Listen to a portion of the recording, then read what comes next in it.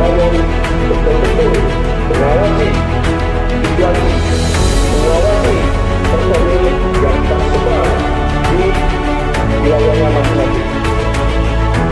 Pastikan bahwa personil kita dalam keadaan sehat dalam masyarakat juga.